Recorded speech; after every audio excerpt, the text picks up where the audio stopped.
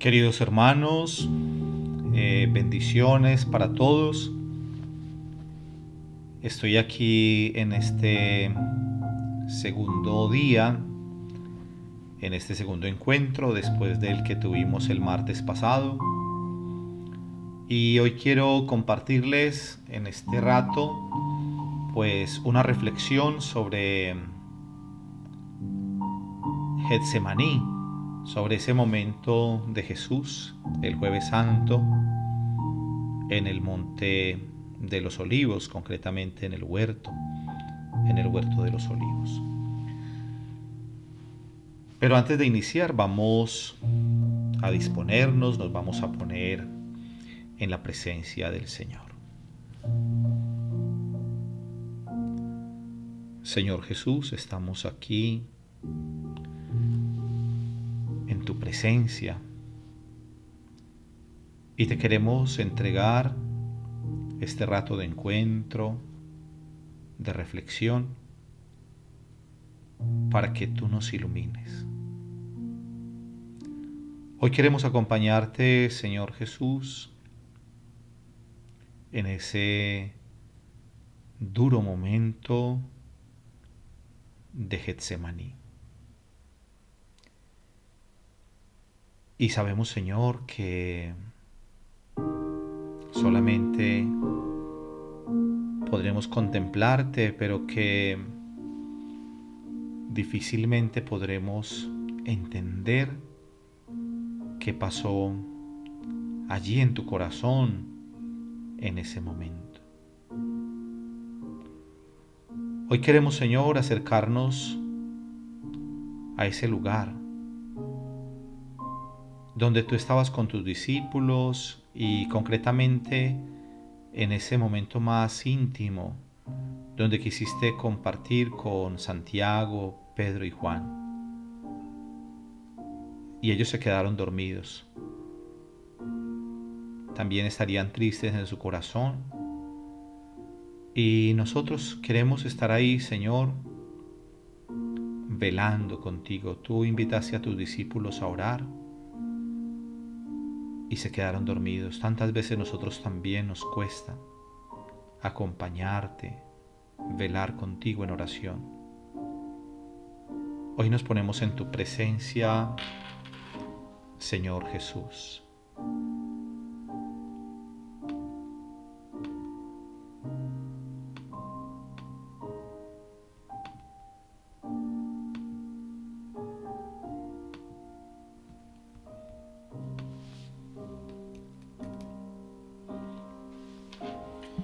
Queridos hermanos, antes de iniciar, antes de adentrarnos en el momento de Getsemaní, vamos a pensar en esa última semana en la vida de Jesús, porque fue una semana muy llena de cosas. Eh, Ubiquémonos un momento en el domingo de Ramos, en la entrada triunfal de Jesús a Jerusalén. El domingo de Ramos es también conocido como el domingo de la Pasión. Con ese domingo Jesús entra en la última semana de su vida aquí en la tierra, antes de su pasión, de su muerte y resurrección. Bueno, con este domingo de Ramos o domingo de Palmas inicia la pasión del Señor concretamente.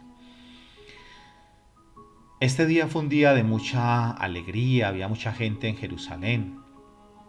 La gente tendía sus mantos cuando Jesús pasaba y decían: Hosana al Hijo de David, bendito el que viene en el nombre del Señor. Pero lastimosamente el Jueves Santo nos preguntamos, y el Viernes Santo, ¿y dónde está toda esa gente que gritaba cuando Jesús pasaba el domingo de Ramos? Lo han abandonado. Hasta sus propios amigos, los más cercanos, los discípulos, también huyeron. Junto a la cruz solamente el Evangelio nos habla del discípulo amado, que la tradición ha siempre asociado con Juan. Y bueno, Pedro, que le seguía un poco de lejos, en la noche del Jueves Santo, después de que lo arrestaron al Señor, pero que luego lo negó, que tuvo miedo y lo negó.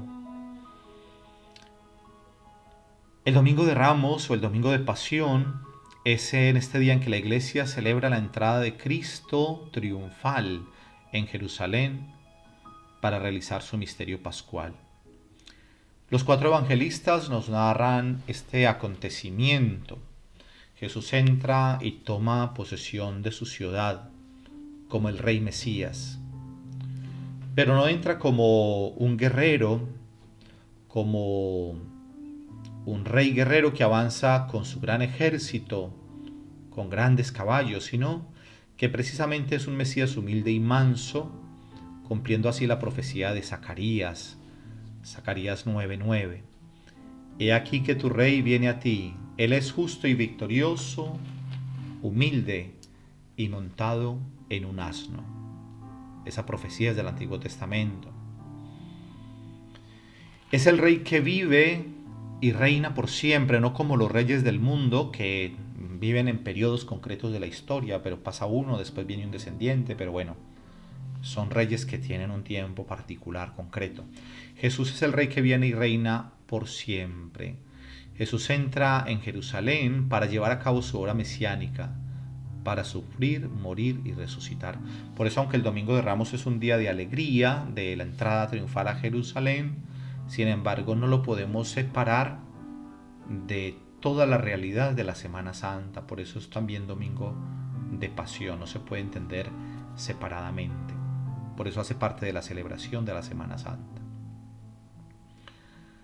Llama la atención lo que dice el Evangelio, que la gente era muy numerosa y extendían los mantos por el camino y la gente gritaba delante de él y detrás: Hosana al Hijo de David, bendito el que viene en el nombre del Señor. ¿Dónde están en los últimos días, después de esa semana? Los últimos días en la vida de Jesús transcurren en Jerusalén. Nosotros sabemos que Jesús durante su ministerio se movió por muchos lugares, por Galilea, sobre todo por Cafarnaúm, era donde permanecía Jesús la mayor parte del tiempo. En Cafarnaúm, de ahí se desplazaba a otros lugares, en algunas ocasiones lo vemos por Samaria, va por pueblos, también sube a Jerusalén en alguna ocasión, en algunas ocasiones, pero hoy, ya con la entrada triunfal a Jerusalén, el Domingo de Ramos, esa última semana será ya ahí, no se moverá de Jerusalén. Bueno, imaginemos lo que significa Jerusalén en la vida de un israelita. Y para Jesús, vamos a pensar en esos momentos en que Jesús subía desde Galilea hasta Jerusalén con sus padres. Bueno, cuando digo subir, aquí hay que entender varias cosas. Primero, pues Jerusalén está al sur, entonces uno podría decir, si se va geográficamente desde el norte hasta el sur, sería bajar. Pero es subir a Jerusalén por dos razones. Porque aquí Jerusalén está más alto geográficamente, desde la topografía, está más alto que Nazaret. Entonces en ese sentido se entiende subir. Y aunque pudiéramos ir a Jerusalén desde otros lugares que estén más altos, siempre se diría subir a Jerusalén, teológicamente. Por ejemplo, pensemos a alguien que está en el Monte Everest, a 8000 metros, y va a Jerusalén.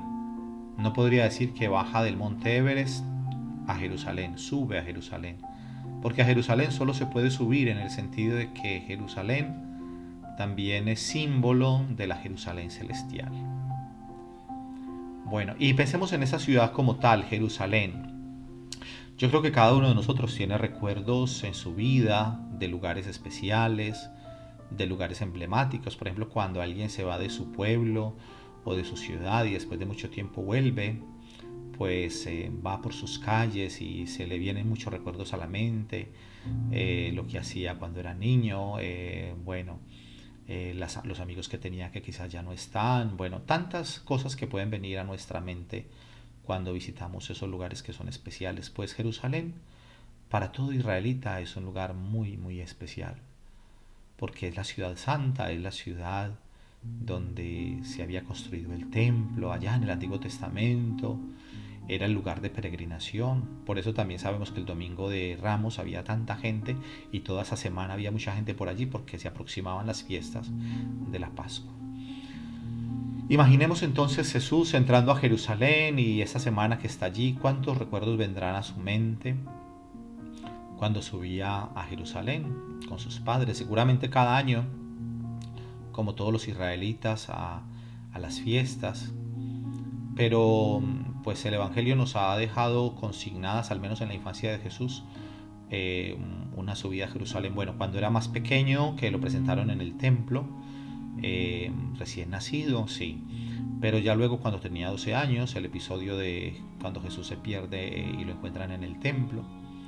Pero seguramente fueron muchas veces. Entonces ya se imaginan la alegría cuando después de ese largo viaje, en aquella época sin la posibilidad de moverse la gente en otros medios más rápidos de transporte, en un caballito, en una mula, bueno, caminando, en caravanas, y llegar y poder divisar a lo lejos la ciudad santa, ¿no? En aquella colina, y toda la emoción que significaría para el niño Jesús ver Jerusalén. Jerusalén generará muchas cosas en el corazón de Jesús. Ya cuando Jesús está en su ministerio, incluso antes de entrar a Jerusalén, el Domingo de Ramos, su entrada triunfal, Jesús está desde la otra colina, desde el Monte de los Olivos. El Monte de los Olivos y Jerusalén, la ciudad de Jerusalén, están separados por un valle, que es el Valle de Josafat o el torrente Cedrón. Y entonces Jesús contempla desde allí la ciudad. De hecho, hoy existe una capilla en el Monte de los Olivos, en la ladera, que se llama Dominus Flevit, que significa Jesús lloró.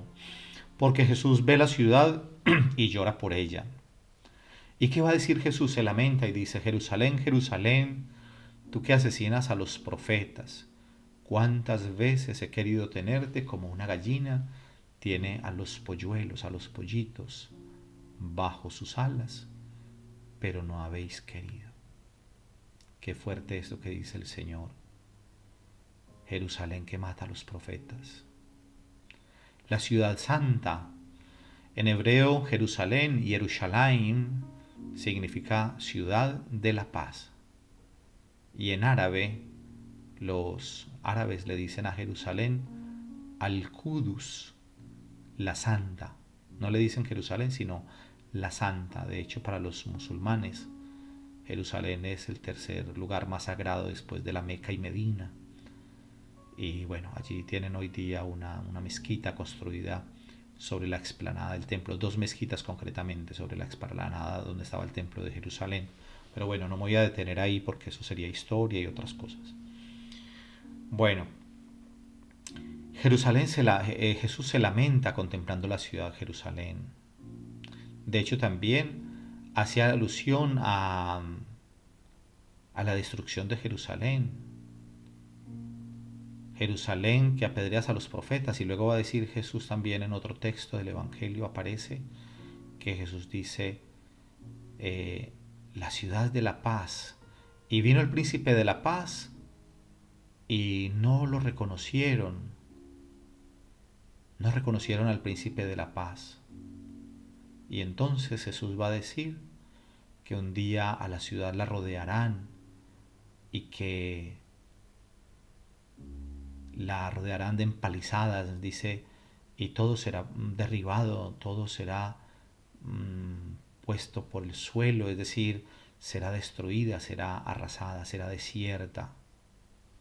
Y efectivamente en el año 70 después de Cristo, los romanos destruyen Jerusalén y derriban el templo, ese templo grandioso que cuando Jesús expulsó a los mercaderes del templo, dijo, le preguntaron, ¿y con qué nos muestras que puedes hacer esto? ¿Qué signo nos das de que puedes hacer esto?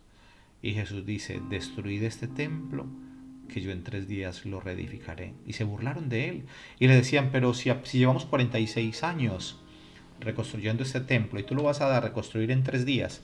Claro que Jesús hablaba del templo de su cuerpo, lo dice claramente el Evangelio. Es decir, que a Jesús lo matan, su cuerpo lo destruyen, pero al tercer día Jesús resucita victorioso de la tumba.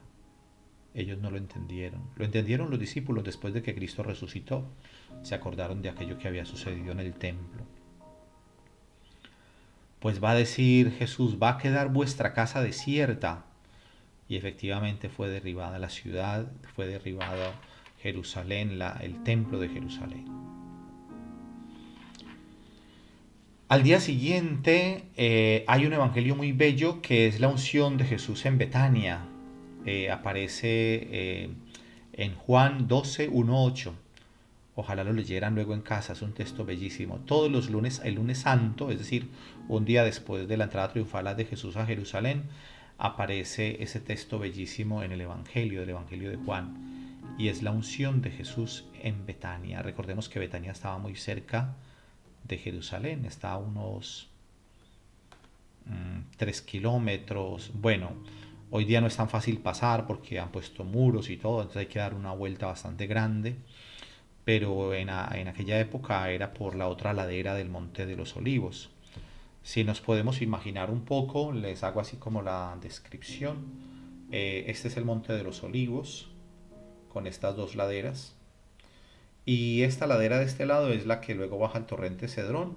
Y luego aquí se levanta la subida para la ciudad de Jerusalén, es decir, para donde está el templo, donde estaba el templo en aquella época. Y volviendo aquí al Monte de los Olivos, que ya les dije que por este lado está el torrente Cedrón, desde aquí es que Jesús llora contemplando la ciudad santa. Por este lado, por esta otra parte, por esta ladera, está Betania, en la parte de abajo, Betania, y otro pueblo llamado Betfagé, que es donde inicia Jesús, donde encuentran el asno para que Jesús suba montado a entrar a Jerusalén. Entonces está Betfagé por este lado, un pueblito de Betfagé, y Betania también por esa misma ladera, a la base de la ladera. Entonces luego Jesús sube hasta acá, luego desciende y luego pasa el torrente Cedrón y se sube a Jerusalén. Bueno, igual en internet hay muchas posibilidades de ver fotografías, mapas y todo. Bueno, entonces el lunes santo, la unción en Betania. ¿Por qué quiero yo hablar de esto antes de entrar en Getsemaní? Porque es importante tratar de entender un poco todo lo que significó para Jesús. Jesús vivió ese momento de gozo, de acogida entrando a Jerusalén, que la gente decía, Hosana al hijo de David. Y luego viene otro momento bellísimo y es en Betania. Betania es el lugar de la amistad.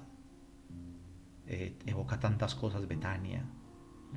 De hecho hay tantos grupos que tienen este nombre, Betania, tantos grupos espirituales. Quiero hacer alusión en este momento a una Betania que llevo profundamente en el corazón como grupo espiritual y es de unas amigas de Bogotá que tienen una comunidad, la comunidad de Betania. Eh, Son unas hermanitas, bueno, digo hermanitas que no son monjitas, pero son laicas consagradas al Señor de manera especial. Y son tres hermanas que tienen una comunidad. Gloria, Janet y Luisa Fernanda. Y, y tiene un lugar precioso allí en Bogotá para hacer oración. Y le han querido poner este nombre de Betania. Tienen ese nombre de Betania. Y me viene a la mente esta comunidad hoy.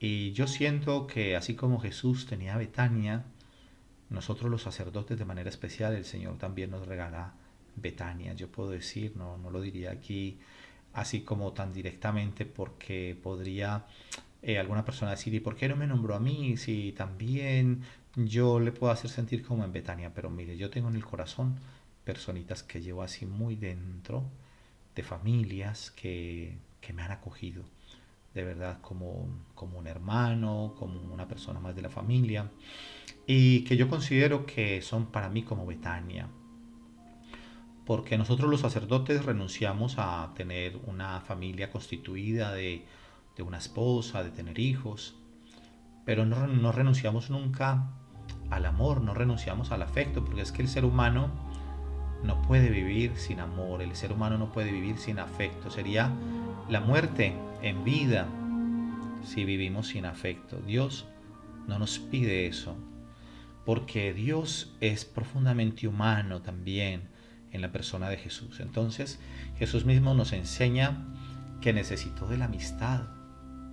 Jesús por eso cuando subía a Jerusalén prefería no ir, no se quedaba por allí en la ciudad. De hecho, durante el día estaba en el templo, pero por la noche se retiraba al Monte de los Olivos y seguramente muchas veces a Betania. Y quiso también tener una comunidad, los 12. No lo vemos en su ministerio solo, sino que desde el inicio de su ministerio forma una comunidad de amigos, una comunidad de discípulos. Y son bellos esos textos de Betania, que también serían tantos encuentros en Betania, pero que el Evangelio no nos los narra todos, pero que está el encuentro de Jesús con María y Marta, después cenando en la casa de Lázaro, como vemos ese lunes santo. Entonces yo creo que Betania es un lugar muy especial. Y bueno, no me voy a extender más en lo que significa Betania porque se evocan muchas cosas en el corazón. Pero Dios ha permitido que nosotros también experimentemos ese cariño y ese afecto de las personas. Ese texto de Betania, de la unción en Betania, Juan 12, 1, 8, es el lunes santo, porque precisamente comienza diciendo el texto bíblico 6 días antes de la Pascua. Por eso se puede ubicar cronológicamente con respecto a la Pascua, que es el sábado por la noche. Bueno, Betania entonces es el lugar de la amistad y del encuentro. Había mucha gente el domingo de Ramos, pero qué bueno es estar en la intimidad con los amigos, y Betania es eso. Y en Betania hay un detalle hermoso. Allí están presentes esos 3 hermanos que Jesús quería tanto. Esos 3 hermanos que eran Lázaro, María y Marta. Lázaro, que Jesús lo había resucitado y que luego hoy en ese texto de Betania, bueno, que estoy hablando de Betania, Lázaro está sentado a la mesa. Jesús ya lo había resucitado y está allí. Entonces seguramente esa cena también que le dieron a Jesús fue también como una forma de agradecimiento, si lo pudiéramos pensar de esa manera. Allí está Jesús con Lázaro a la mesa. Marta está sirviendo como siempre, esa vocación tan hermosa de Marta, de servicio. Y María, que en otra escena del Evangelio estaba a los pies de Jesús escuchando su palabra, hoy toma un frasco de alabastro, un frasco de perfume, y lo riega, unge los pies de Jesús. Es bellísimo ese texto, unge los pies de Jesús. Y bueno, ya nos podemos imaginar esa escena tan hermosa de María. Y nos dice el Evangelio que el olor del perfume se esparció por toda la casa. Qué contraste. Hacía pocos días en la casa de Betania todo era tristeza, llanto. Cuando fueron a destapar el sepulcro de Lázaro, olía a muerto. Pues hoy ya en Betania no huele a muerto, huele a vida, huele a resurrección, huele a perfume, el perfume de Cristo, el perfume de la vida. Y aparece allí Judas, que se escandaliza y dice: se habría podido, qué despilfarro, se habría podido vender por 300 denarios y repartirlos entre los pobres. Pero claro, el evangelista Juan nos deja claro que Judas no decía eso de corazón, no lo decía porque le interesaran los pobres, sino porque él era el que llevaba la bolsa, y entonces pues fue la avaricia la que salió allí a flote en el corazón de Judas. Yo les invito, ojalá que puedan leer ese texto de Juan 12, 1, 8, que es bellísimo. María, tomando una libra de perfume de nardo puro, muy caro, ungió los pies de Jesús y los secó con sus cabellos. Imagínense, nardo muy caro, nardo puro. No era cualquier perfume por ahí de baratija. No fue una baratija que compró María como por quedar bien. No, un perfume de nardo puro, costoso. Y dice Judas, se habría podido vender por 300 denarios. 300 denarios es lo equivalente a lo que es un año de trabajo. ¿Ustedes se imaginan eso? ¿Por qué no se ha vendido este perfume por 300 denarios y se ha dado a los pobres? 300 denarios era el sueldo de un trabajo de un año. Qué derroche tan grande el de María. Pero qué derroche por amor, hermanos. Esto es la maravilla. Este texto es bellísimo. Porque miren lo que responde Jesús.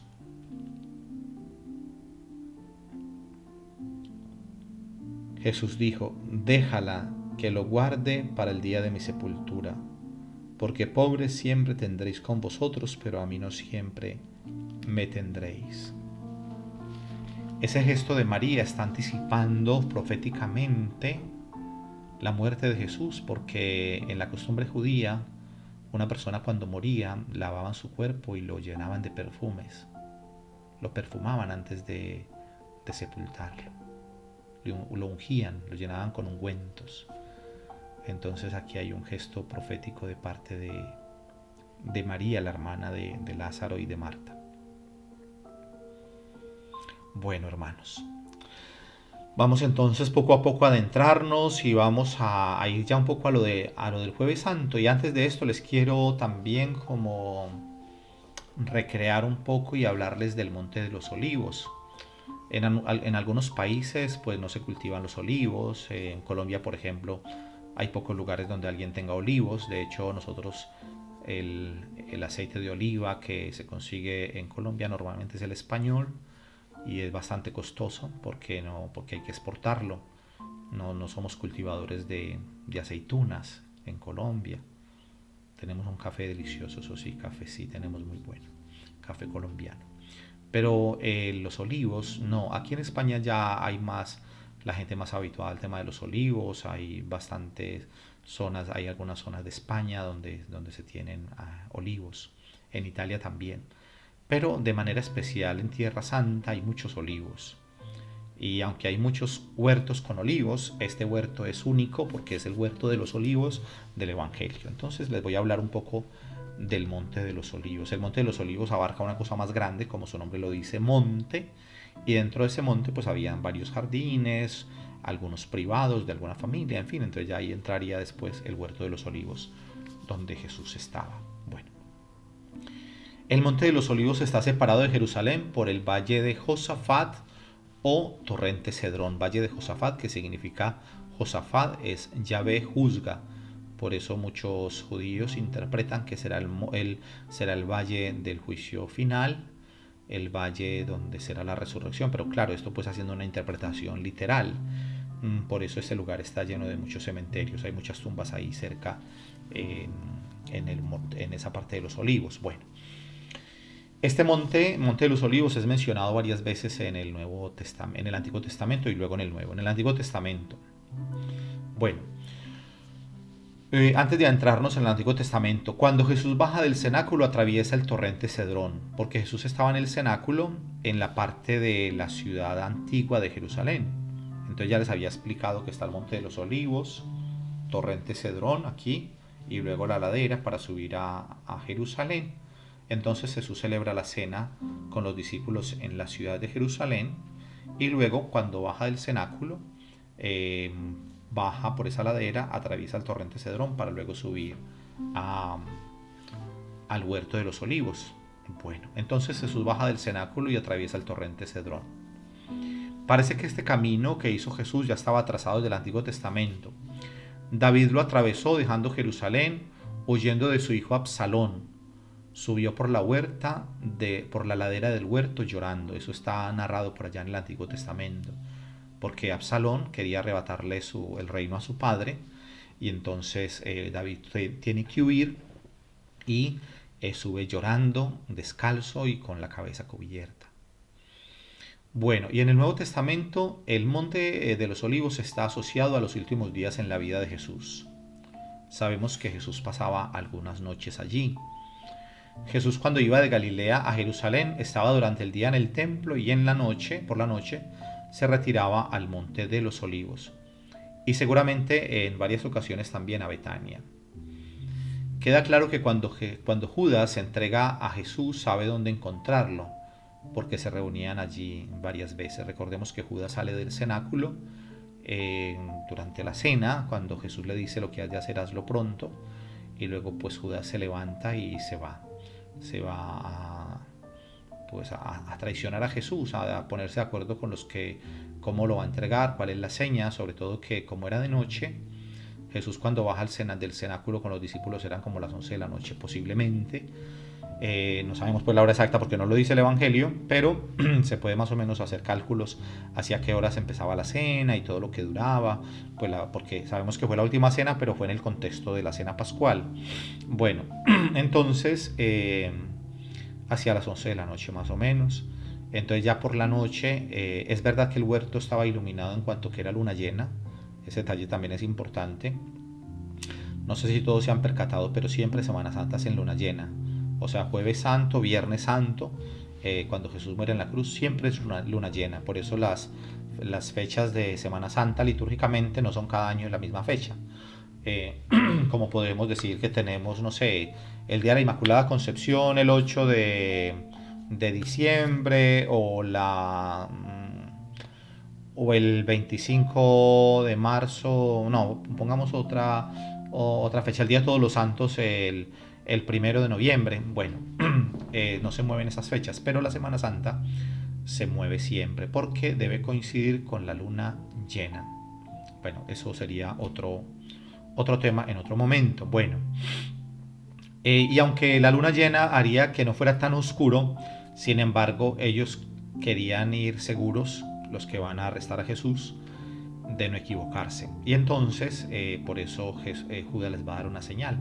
Porque si fueran a arrestar a Jesús en plena luz del día, lo reconocen. Lo habían visto muchas veces en el templo. De hecho, habían querido echarle mano, pero no habían podido porque tenían miedo a la gente que estaba con él. O sea, que lo iban a defender. Entonces, va por la noche y Judas les da un signo, ¿no? Les da una señal: al que yo le dé un beso, ese es. Bueno, pero tampoco es tan necesario. O sea, ese beso que es el beso de la traición, que Jesús se lo reclama: con un beso entregas al Hijo del Hombre. Eh, Jesús mismo ya ha llegado su hora, porque Jesús dice claramente que nadie me quita la vida, yo la entrego libremente. Entonces a Jesús no lo pudieron arrestar, digamos, agarrar nunca antes, incluso desde el comienzo de su ministerio. Lo querían despeñar en Nazaret, en el pueblo donde estaba construido, en una montaña sobre la que estaba construido el templo, el pueblo lo querían despeñar por allí, pero Jesús se abrió paso en medio de ellos, como Moisés en el Mar Rojo, que abre de par en par. Jesús pasa también por en medio de ellos, pero porque no ha llegado su hora. Entonces, ahora sí ha llegado su hora, es decir, ya Jesús sabe que es el momento. Y por eso cuando vienen a buscarlo, Jesús mismo se entrega y dice: ¿a quién buscan? Y ellos le dicen: a Jesús de Nazaret. Bueno, entonces ya sabemos pues que se reunían allí muchas veces, por eso Judas sabía dónde encontrarlo. Cuando Jesús venía de Galilea a Judea, sabemos que el Monte de los Olivos está en Judea, cerca de Jerusalén. Cuando Jesús venía de Galilea a Judea, venía por el desierto, por lo que se llama la depresión del Jordán, porque había dos caminos para llegar. Podían ser tres caminos para ir desde Galilea hasta Jerusalén, que sería la depresión del Jordán, o por las montañas de Samaria, o por la costa. Pero bueno, la de la costa es un camino muy largo, y no hay ninguna referencia en el Evangelio de que Jesús hubiera venido por ese lado. por Samaria aparece el encuentro de Jesús con la samaritana, pero era un camino poco utilizado porque era un camino un poco peligroso para la gente, porque era muy solo y porque también a veces atracaban por ahí a la gente. Entonces, el camino más transitado, digamos, más común, era por la depresión del Jordán. Entonces por allí llegaban al desierto de Judea y luego pasaban por cerca de Betania y comenzaban a subir por la ladera del Monte de los Olivos, que ya les había explicado. Entonces, cuando venía de Galilea, Judea, venía por el desierto y subía por el Monte de los Olivos para luego atravesar el torrente Cedrón y subir a Jerusalén. Bueno, nos ubicamos entonces el Jueves Santo después de la cena. Yo quiero que nosotros, queridos hermanos, que ya hemos hecho oración al comienzo de este encuentro, que, que también tratemos de visualizar, tratemos de estar ahí. Por eso yo les quiero pedir que dejemos otras cosas, porque a veces también se puede caer un poquito como en la tentación de decir, bueno, pues como estos videos quedan grabados en YouTube, pues al final yo después lo veo por pedacitos. Y no, claro, a ver, por trocitos. Y está bien que si por cualquier razón te interrumpen o no puedes a la hora exacta estarlo viendo, pues está bien que lo puedas ver en varios momentos. Y sobre todo porque hoy me da la impresión de que va a salir un poquito más largo que el de la semana pasada. Pero también es importante que nos demos ese tiempo para que podamos como sacar más provecho espiritual. Entonces que dejemos otras cosas, que de pronto le pongamos silencio al celular, al teléfono, que no estemos a propósito, yo creo que el mío sí lo decía, que pongamos los teléfonos en silencio, que no estemos como concentrados en otras cosas para que podamos más aprovechar esto. Bueno, entonces, para que contemplemos a Jesús ahí. Y antes de adentrarnos, pensemos en el huerto de los olivos, pensemos en todo lo que encerraría la última cena como testamento. Porque Jesús está celebrando la última cena, sabiendo ya que es la última cena con sus discípulos. Él ya sabe, Jesús ya sabe lo que va a pasar, porque ya siente de cerca que lo están acorralando poco a poco, que los enemigos, que las horas de las tinieblas están llegando.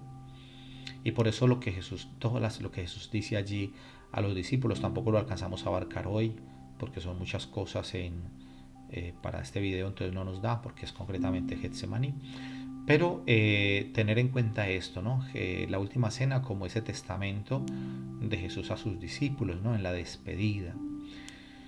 Jesús con conciencia de lo que vendría, pero los discípulos no alcanzan a intuir ahí todo, no alcanzan a intuir lo que va a pasar. Ellos ya empiezan a darse cuenta más en el huerto de los olivos, porque obviamente ya al menos Santiago, Pedro y Juan ven a Jesús en la angustia que está y todo, pero él todavía en la cena no lo tenían muy claro, ¿no?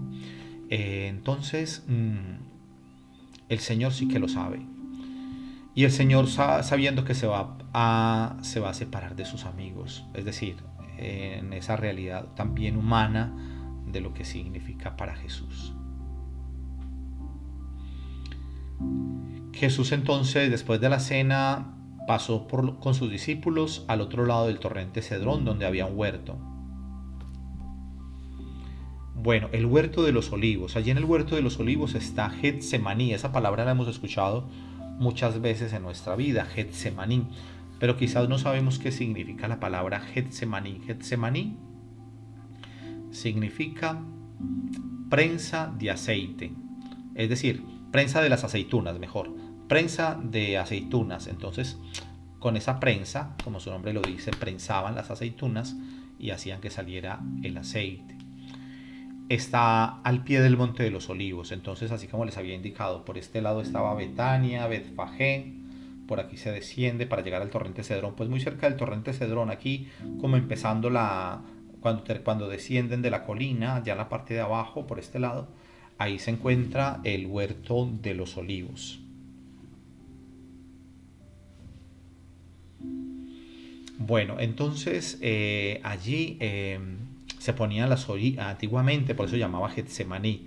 Seguramente allí se ponían las olivas que se iban pisando, las que después de varias vueltas con una piedra redonda que giraba después de muchas vueltas quedarían totalmente trituradas. Aquí me vi una reflexión bellísima de, bueno, preparando también la charla, obviamente que encontré comentarios bellísimos de personas que han profundizado sobre Getsemaní, porque toda la reflexión obviamente no es mía en cuanto que, bueno, a ver, les cuento, yo tuve la gracia del Señor de estar 4 años en Tierra Santa, viviendo primero en el Monte Carmelo, en Haifa, y luego también en Jerusalén. Entonces, como estuve en Jerusalén, pues allí estaba estudiando Sagrada Escritura y tuve la posibilidad de visitar los lugares santos muchas veces. Y en el Huerto de los Olivos tuve la gracia de estar allí también muchas veces, que puedo decir que no sé cuántas veces exactamente, y de estar orando por la noche en el Huerto de los Olivos, allí en ese lugar.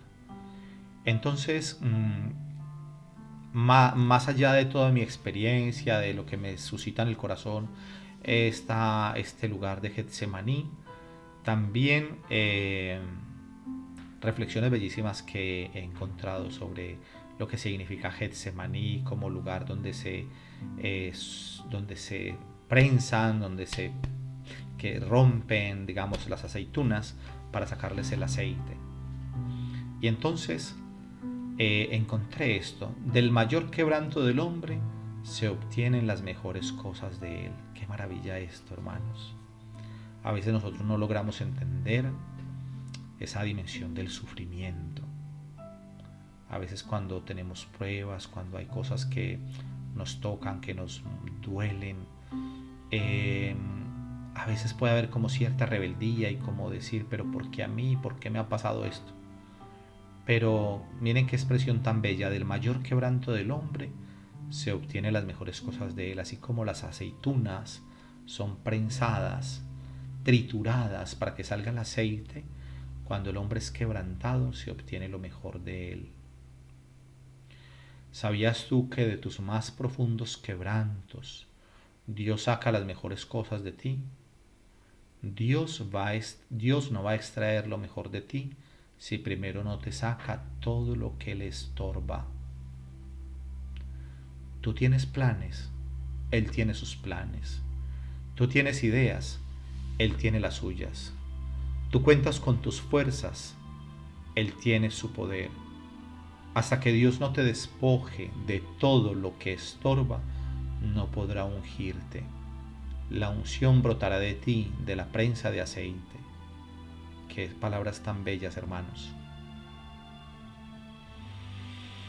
Y con respecto a Jesús, es muy significativo que precisamente Getsemaní sea el lugar donde se prensan las aceitunas para que salga el aceite.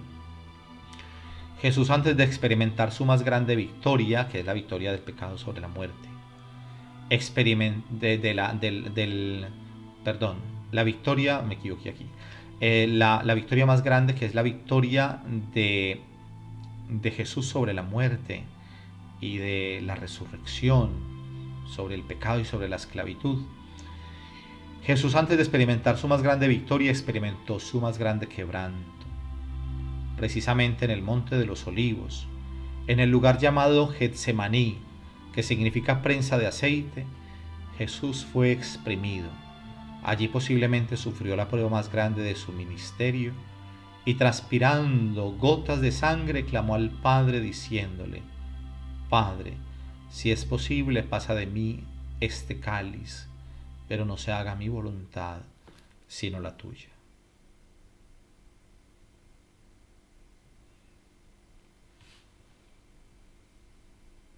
Jesús estaba totalmente roto en Getsemaní.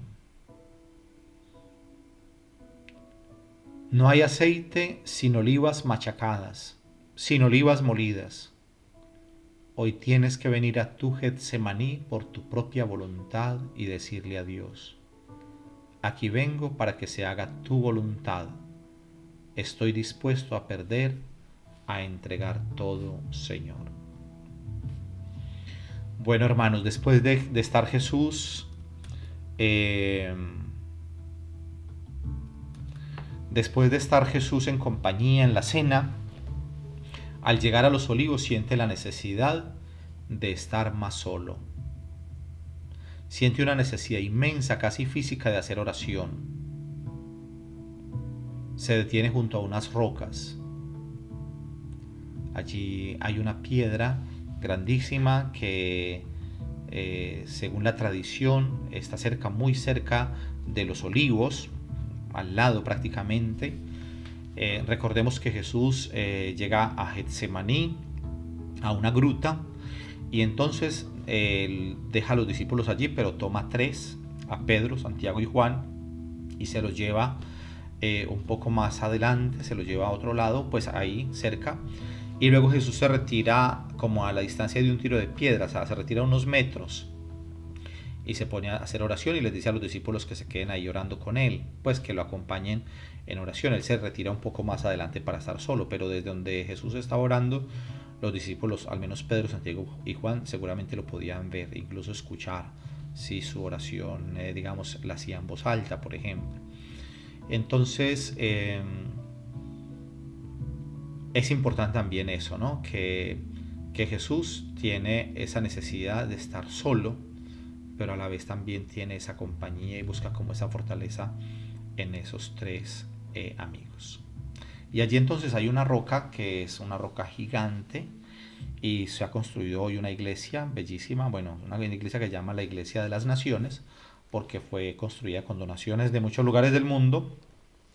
Es la iglesia que está exactamente al lado de los olivos. Los olivos están externamente todavía hoy, se conservan ahí al lado, pero la roca está dentro de una iglesia grandísima y ahí está el altar y ahí pues he celebrado la Santa Misa varias veces y también he tenido la oportunidad de besar esa roca, de estar ahí, pues es una roca, o sea, no es que se está adorando una roca, ni más faltaba, pero sí se venera el lugar, pues porque es el lugar donde Jesús se arrodilló, se postró a rezar al Padre el Jueves Santo. Entonces ya se imaginan también la emoción de lo que significa pues esa estar en ese lugar.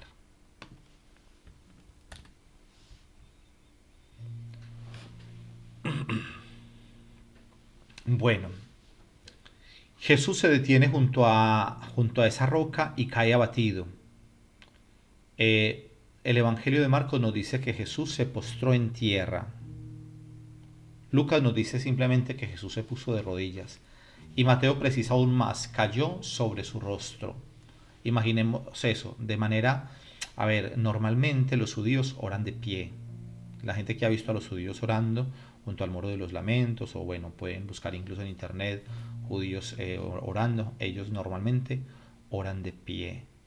Pero qué especial que Jesús haya caído rostro en tierra, o sea, lo explicita más Mateo, cayó sobre su rostro, se postró en tierra, ya se pueden imaginar lo que estaba sintiendo Jesús.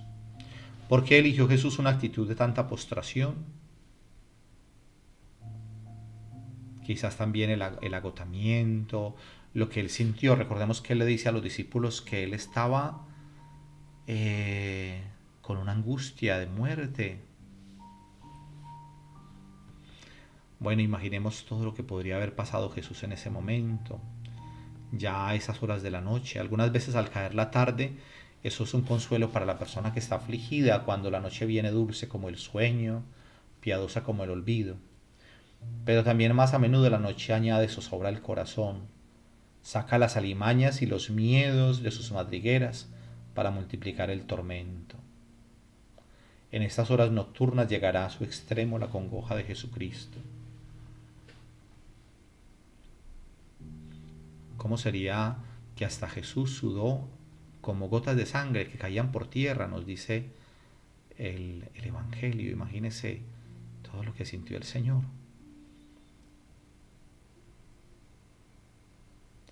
La epístola a los hebreos nos asegura que en los días de su carne presentó con violento clamor y lágrimas ruegos y súplicas al que podía salvarle de la muerte. Hebreos 5:7. ¿Qué súplicas fueron estas? Jesús imploró a quien podía salvarle de la muerte que lo salvara.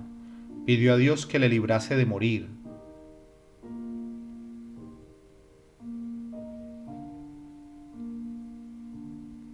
Hay unas meditaciones de San Buenaventura bellísimas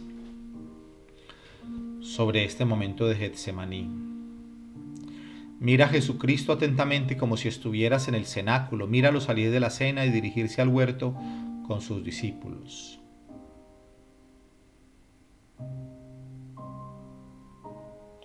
Jesús se adelanta un poco como un tiro de piedra, se arrodilla humilde y respetuosamente y ruega al Padre. Jesús está rezando. Hasta ahora varias veces le habíamos visto en los evangelios orar, pero oraba por nosotros como nuestro abogado, oraba por las personas, nos enseñó la oración del Padre Nuestro, pero ahora está orando por él mismo. Padre, si es posible, pasa de mí este cáliz.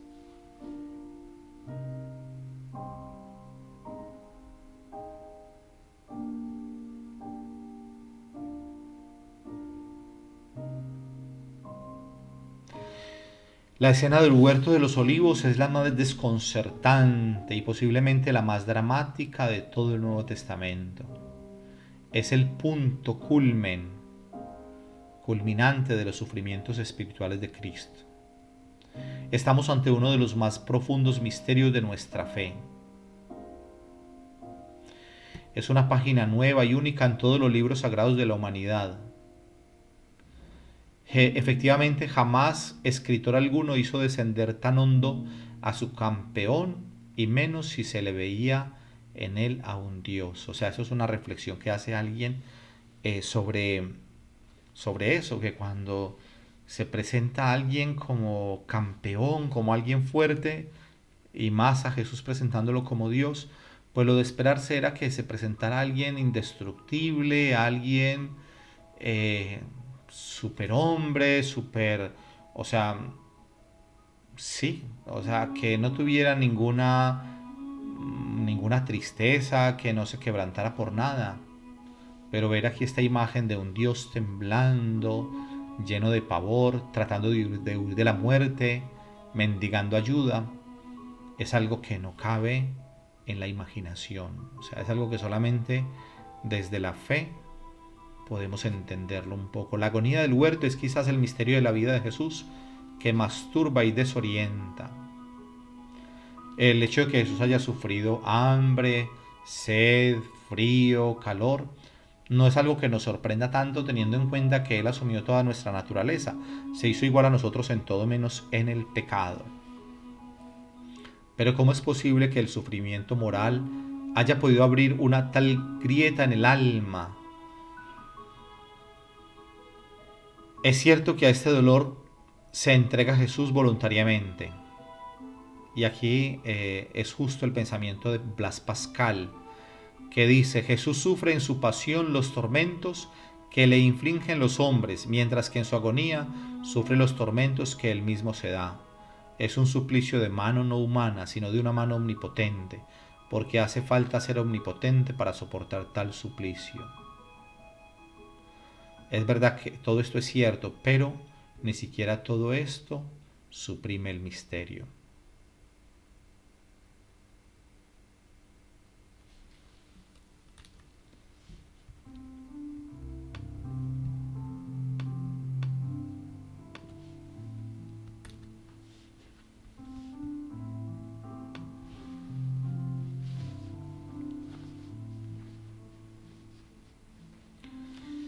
Da vértigo realmente, hermanos, tratar de entender y de pensar en este momento.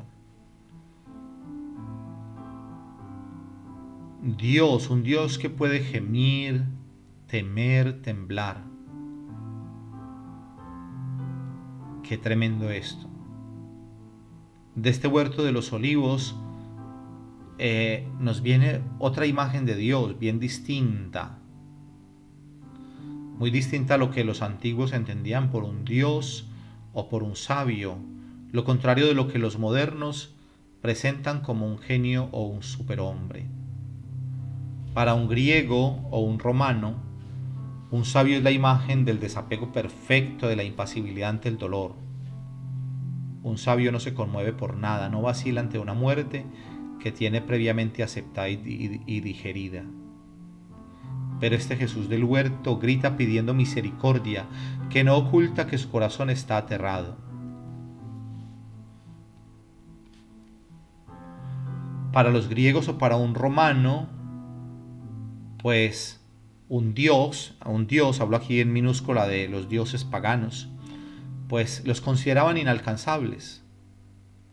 Alguien que vive en una luz inextinguible, a alguien a quien jamás le rozan nuestras miserias y que incluso apenas logra enterarse de lo que es de que en el mundo hay dolor.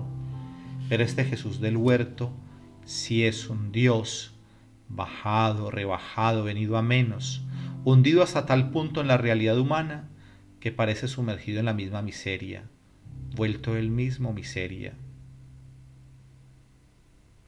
El Jesús de los evangelios no es, como algunos piensan, una secta que va progresivamente purificándose, desprendiéndose de la tierra que pisa, alejándose paso a paso de la condición humana. Es, por el contrario, alguien que va hundiéndose en la realidad del hombre hasta asumirla en toda su plenitud, o hasta mostrarla en toda su hondura en esta agonía del huerto y en la muerte que llega. Qué fuerte esto, hermanos. Por eso todas esas filosofías baratas que aparecen por ahí, donde te hablan de suprimir el dolor, entrar en la armonía perfecta, ¿no? Y la gente que sigue gurús de la nueva era y todas esas cosas. Qué diferente al Dios que nos presenta la palabra del Señor y a este Jesús que vemos hoy aquí, triturado. Incluso algunos padres de la iglesia en la antigüedad se sentían empujados a atenuar esta escena de Getsemaní, porque es que hasta ese momento en las páginas evangélicas nos habían mostrado un Cristo sereno, de alma transparente, seguro de sí mismo, unido estrechamente con un Padre que siempre oía su oración, obrando y hablando con la majestad de quien tiene poder para realizar cuanto quiere. Jesús que les decía a los discípulos: no tengáis miedo. Pero ahora nos encontramos de repente con un Cristo que está poseído por la tristeza, turbado en su mente, angustiado en su corazón, tímido y vacilante, repitiendo su oración, necesitado de consuelo, mendigando compañía, al menos de sus discípulos, de los tres que lo habían acompañado ahí cerca, Pedro, Santiago y Juan.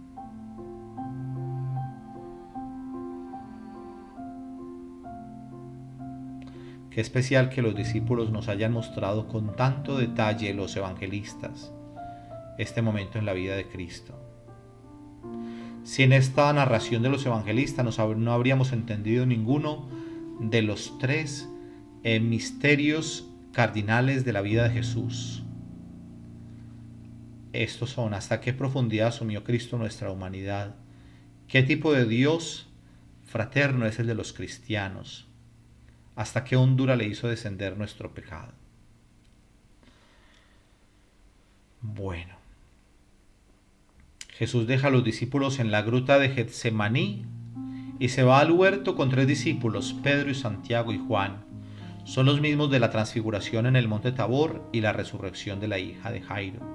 Quizás seguramente Jesús les permitió vivir ese momento de la transfiguración en el monte Tabor y de resucitar a la hija de Jairo, a esta niña, para que los discípulos después pudieran soportar este momento tan tremendo en la vida de Jesús, de verlo con esta angustia.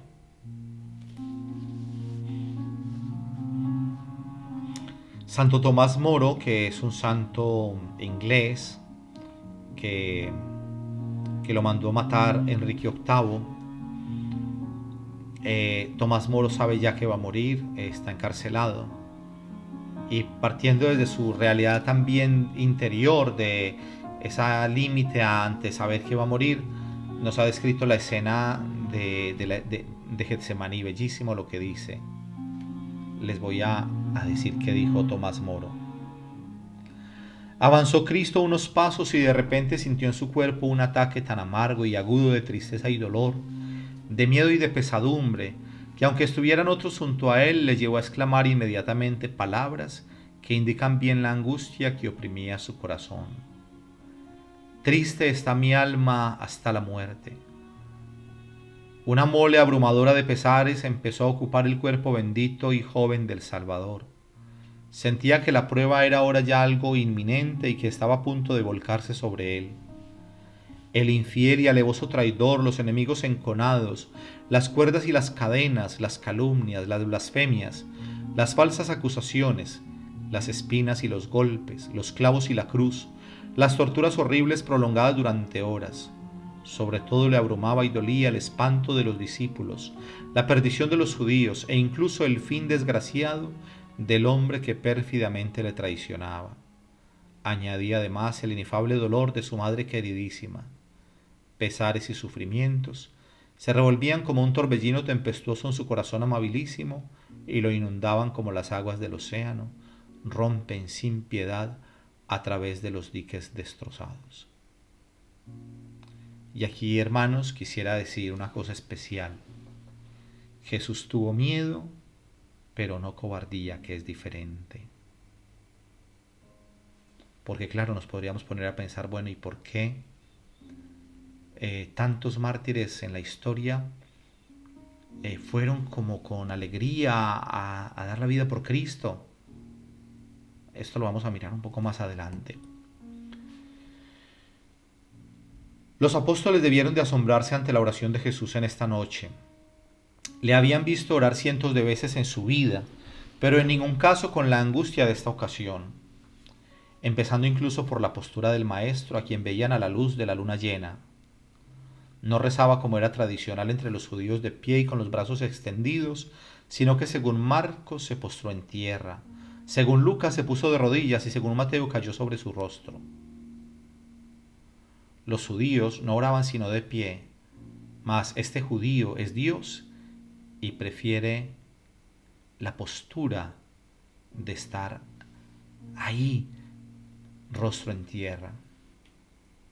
Y decía Jesús: Padre, si es posible, pasa de mí este cáliz, mas no se haga mi voluntad sino la tuya. Estamos ante una oración al mismo tiempo habitual y desconcertante. Habitual por la ternura de ese Abba, Padre. Padre se traduce, se dice en la lengua hebrea, en el arameo, bueno, se dice Abba, que significa coloquialmente como los niños le dicen a su papá. Abba, como papito. Abba, con que solía iniciar todas sus plegarias. Y del que no se olvidará ni en medio del océano del dolor, le llama Padre mío. Pero por otro lado, no es este el tono sereno con que él solía dirigirse a su padre. Hay en su voz angustia y miedo. Pero hay sobre todo en sus palabras una distinción que nunca habíamos encontrado. Mi voluntad, la tuya. No se haga mi voluntad sino la tuya. ¿No eran acaso la misma? ¿No había él repetido 1000 veces que su alimento era hacer la voluntad del Padre? ¿No había proclamado que él y su Padre eran la misma cosa? ¿No guiaba la voluntad de su Padre cada una de sus palabras y de sus acciones? ¿No estaba la voluntad de Jesús como sumergida en la del Padre? ¿Por qué las distingue ahora? Ninguna página evangélica nos había explicado con tanta claridad la distinción de las dos naturalezas que en Jesús convivían, la humana y la divina. Era enteramente hombre. La naturaleza humana actuaba en él plenamente y como hombre experimentaba todo lo que los humanos experimentan, menos el pecado. Por eso ahora su naturaleza de hombre se espavienta ante la idea de la muerte. El dolor le repugnaba, la soledad le espantaba, la idea de la cruz y los látigos provocaban todas estas cosas en él. Pero el misterio permanece. Cómo su unión con la divinidad no impedía que experimentara estos terrores. Es que en ese momento la divinidad le abandona. Es que la unión hipostática, como dicen los teólogos, la visión de Dios cara a cara, tal y como es, no resulta suficiente para secar todas las lágrimas. Los teólogos han buscado 1000 explicaciones para este misterio. Han comentado que los santos y los místicos sintieron al mismo tiempo el desgarramiento y el gozo de estar con Dios. Han recordado las llagas embriagadoras de las que habla San Juan de la Cruz, o el martirio de dolores y delicias que describe Santa Teresa. Pero ¿qué es todo esto sino aproximaciones? El alma de Cristo, han dicho, era como una montaña en cuya cima brilla esplendente el sol, mientras que en la ladera de la misma todo es tempestad, amargura y miedo. Mejor será que no intentemos explicar lo inexplicable y que nos atengamos a los hechos. Cristo aquí en Getsemaní, como en un prólogo de lo que sentiría en la cruz cuando Jesús dice: Padre, ¿por qué me has abandonado? Cristo aquí en Getsemaní siente que es abandonado por su Padre, conoce su ausencia, ese silencio de Dios que tanto nos aterra a los hombres. En su oración siente aquello que el gran escritor Bernanos ponía en boca de su cura rural. Hay una novela, un libro de memorias de un cura rural, de Bernanos, y está escrito allí en ese libro esto: sé perfectamente que el deseo de la oración es ya una oración, y que Dios no nos pide nada más, pero no me limitaba a cumplir un deber. La oración me era en aquel momento tan indispensable como el aire a mis pulmones, como el oxígeno a mi sangre. Detrás de mí no había nada, y delante de mí un muro negro. Qué tremendo, hermanos, esto. Eso también me hace acordar de Santa Teresita de Lisieux, que también vive una noche oscura tremenda cuando dice que la fe se levanta delante de mí no como un velo, sino como un gran muro que no me permite ver nada. Y en algún momento también ella, en Historia de un alma, Teresita del Niño Jesús, va a decir: si al menos se sintiese a Jesús, pero estamos aquí solas con nosotras mismas. Era necesario que Jesús, aunque Hijo de Dios, aprendiese la obediencia en la escuela del dolor y se convirtiese así, para cuantos desobedecen, en autor de la eterna salvación. Eso lo encontramos en Hebreos.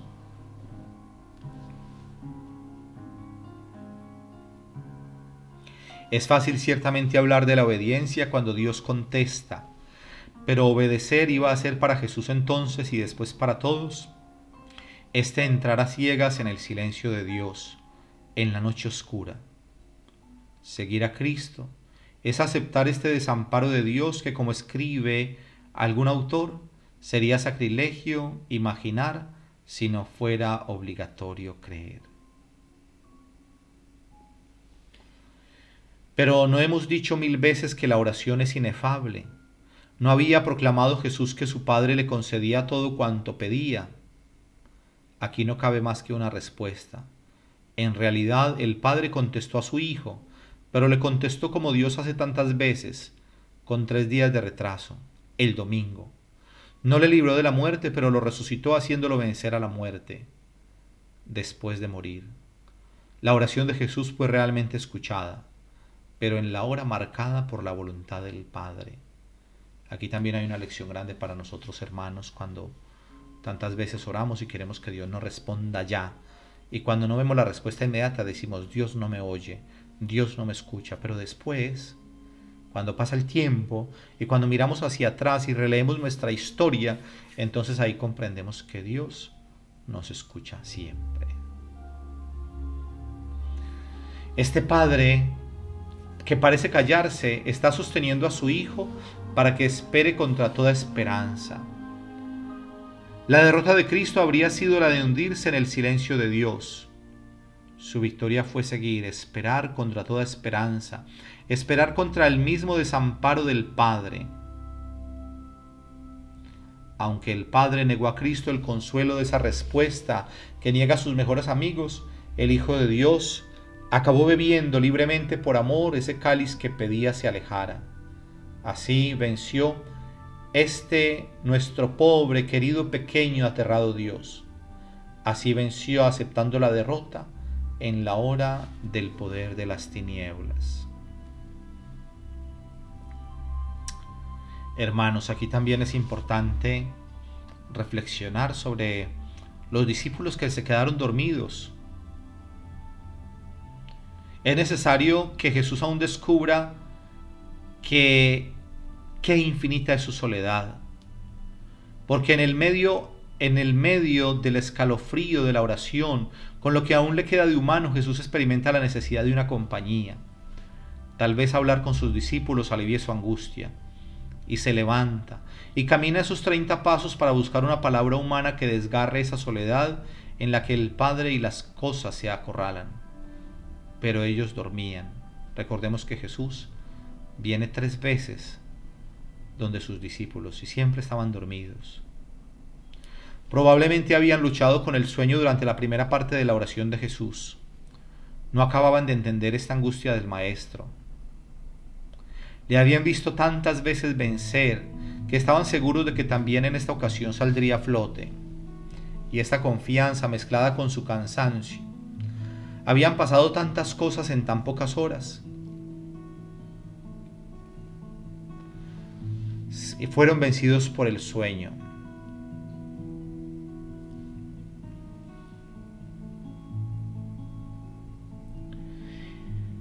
Este sueño que, como dice también otro escritor, es más fuerte que todo amor. Jesús choca entonces allí con sus apóstoles contra esa ley de semimuerte, del aniquilamiento y del sueño, y el Hijo se ve reducido, el Hijo del Hombre se ve reducido a ese movimiento pendular que va de la ausencia de Dios al amodorramiento del hombre, del Padre ausente al amigo dormido. Qué tremendo eso. Imaginemos, hermanos, Jesús orando al Padre y sintiendo que está abandonado y va a buscar un poco de consuelo en sus amigos y ellos están dormidos.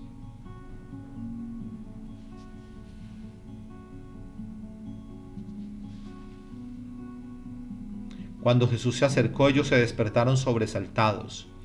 Se frotaban los ojos tratando de farfullar una disculpa que no acudía a sus labios. En los de Jesús, en los labios de Jesús, hubo una mezcla de ternura e ironía al dirigirse a Pedro. Simón, ¿duermes? ¿No has podido velar ni una hora conmigo? Y eso que Pedro poco antes había hecho 1000 promesas, asegurando que estaba dispuesto a morir, ir a la cárcel por su maestro, y ahora ni velar con él un rato podía. Velad y orad, les dijo, para que no entréis en tentación.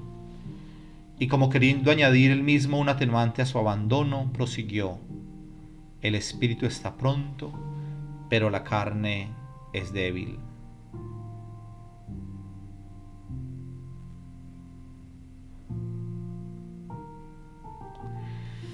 Imaginemos también lo que podían experimentar los discípulos en ese momento. Les costaba casi reconocerlo. Estaba tan cambiado en aquella hora.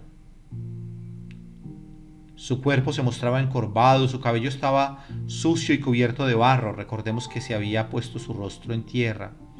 Sus ojos no tenían la luz de las grandes horas. Estaba con una angustia de muerte. Jesús se aleja de nuevo.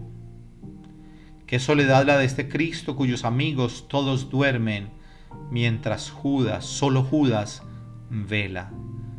Hermanos, los amigos duermen y el maligno está velando, y Judas está en vela, la hora de las tinieblas. Por eso también dice San Pedro en una de sus cartas: velad, porque el demonio como león rugiente ronda buscando a quien devorar. Los hijos de las tinieblas están más despiertos que los hijos de la luz. Pero el coraje de Jesús es más fuerte que el desaliento. Regresa a la oración. Ahora ya sabe que no hay otro camino para regresar al Padre que el que pasa por la muerte.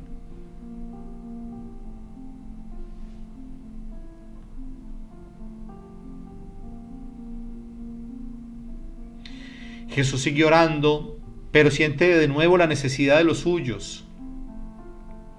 Tal vez piensa que ahora que los ha reprendido, ya sabrán acompañarle, pero nuevamente la carne había sido más fuerte que el espíritu y sus ojos estaban cargados de sueño, como nos dicen Marcos y Mateo en el Evangelio. Al final un ángel lo confortaba. Entró en agonía y comenzó a orar más intensamente. Ya sabemos que la agonía son las convulsiones que preceden a la muerte. Su sudor se hizo como gotas espesas de sangre que caían en tierra.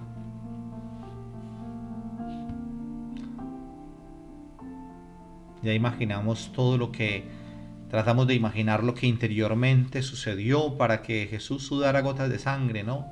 La angustia y todo lo que hizo que brotara sangre mezclada allí también con su sudor. Esto incluso científicamente se explica por, eh, por una cuestión de somatización.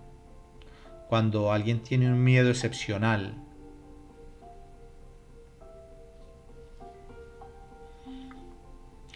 y ahora, antes de terminar esta reflexión, es importante un porqué. Tenemos que preguntarnos por qué este miedo terrible, por qué este espanto así, por qué este temor a la muerte, pánico ante la cruz y los azotes, terror a la soledad.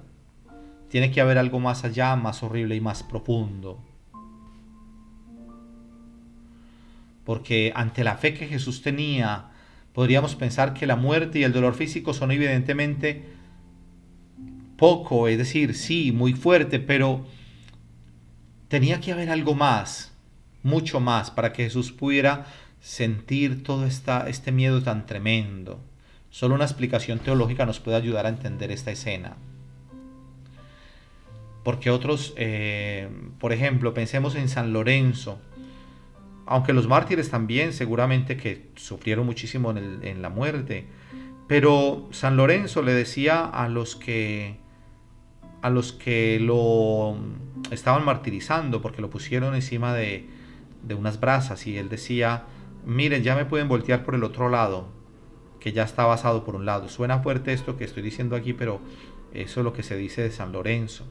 Y Santo Tomás Moro, cuando lo estaban subiendo al cadalso, les decía a los que lo iban a matar, decía: ayúdenme ustedes a subir, que yo ya para bajar me las arreglo solo.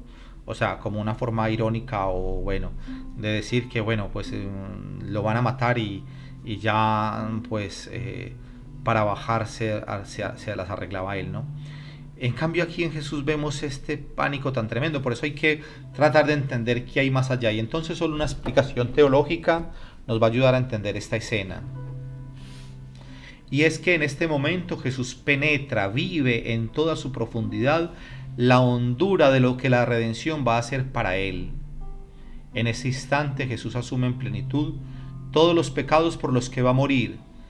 En este momento en que comienza su pasión, Cristo se hace pecado, lo pongo entre comillas, como se atrevería a decir con frase espeluznante San Pablo. Algunas veces por ahí en redes sociales vemos como que la gente se escandaliza cuando se dice, por ejemplo, que Jesús se hizo pecado. Pero no hay que entender este Jesús se hizo pecado en que él haya cometido pecados. Eso es distinto. Aquí hay que entender bien la teología en ese sentido. Porque cuando San Pablo dice que Jesús se hizo pecado por nosotros, no es que Jesús haya sido pecador. No, Jesús no cometió ningún pecado. Jesús se hizo igual a nosotros en todo, asumió nuestra naturaleza, menos en el pecado. Es decir, Jesús no pecó, pero Él, al redimirnos, asumió todo el pecado de la humanidad y se apropió. O sea, creo que queda clara la idea, ¿no? Es decir, que Jesús se hace pecado, no es que Él sea pecador, sino que Él se hace pecado porque Él, como víctima, se ofrece por todos los pecadores del mundo, de la humanidad, por toda la humanidad. Entonces carga ahí entonces con todo el pecado. Morir, eso es una gran cosa, eso es cosa de hombres, parte de la realidad humana. Pero aquí no se trata de morir, sino de redimir, es decir, de incorporar, de hacer suyos todos los pecados de todos los hombres, para morir en nombre y en lugar de todos los pecadores. Solemos pensar que Jesús cargó con los pecados del mundo, como quien toma un saco y lo lleva sobre sus espaldas, pero eso no hubiera sido una redención. Para que exista una verdadera redención debe ser una verdadera sustitución de víctimas, y la que muere debe hacer suyas todas esas culpas por las que los demás estaban castigados a la muerte eterna. Miren aquí cómo se abre esto, hermanos, para entender este misterio. Es que es impresionante. Hacer suyas, incorporarlas es casi tanto como cometerlas. Jesús no pudo cometer los pecados por los que moría, pero si de alguna manera no los hubiera hecho parte verdadera de su ser, no habría muerto por esos pecados. Y no se trata de uno, de dos, de 100 pecados, se trata de todos los pecados cometidos desde que el mundo es mundo y hasta el final de los tiempos. Un solo pecado que él no hubiera hecho suyo habría quedado sin redimir, sin posibilidad de verdadero perdón. Esto es yo profundizando sobre esto, tratando de entender, hermanos, es que, es impresionante, es impresionante. Hagamos un momento de silencio.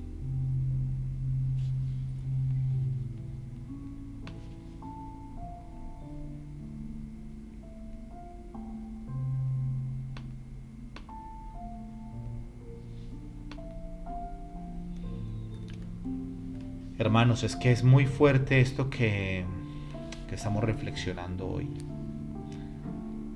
Yo no sé si mucha gente no lo había pensado así. Yo sé que hay gente que está muy formada y entiende esto de esta manera, pero es que tratar de pensarlo por un momento. Sabemos todos nosotros que por el pecado habíamos perdido el cielo. Por el pecado habíamos roto la comunión definitiva con Dios.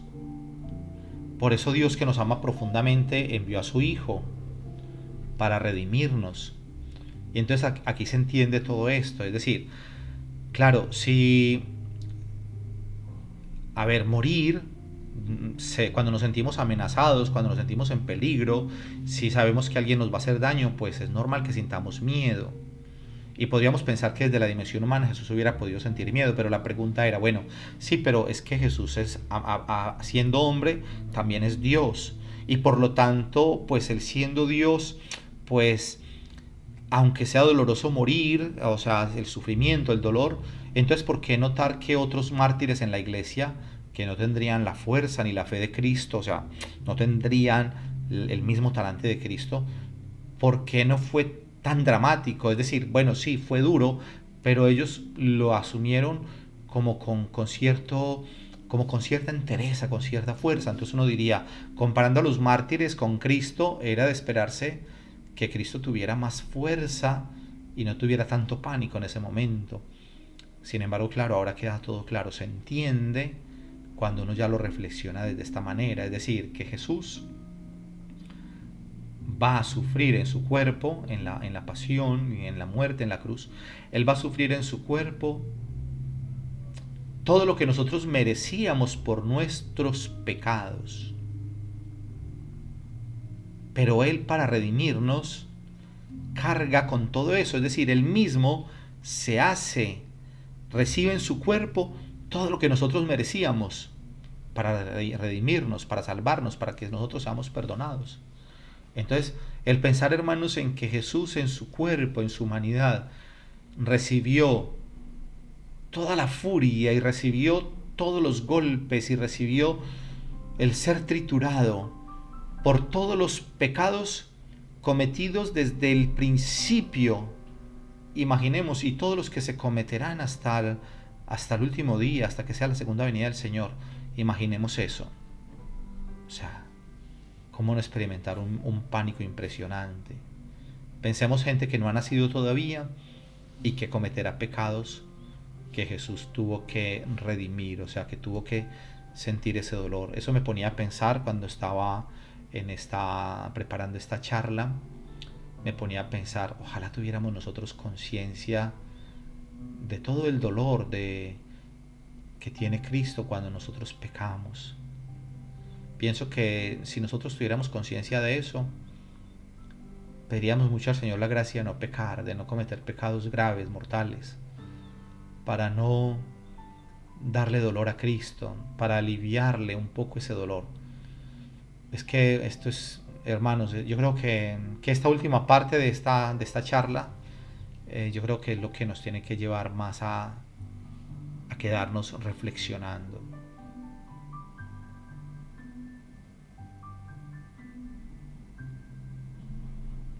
Jesús estaba haciendo suyo lo que era contrario de sí mismo, todo lo contrario de sí mismo.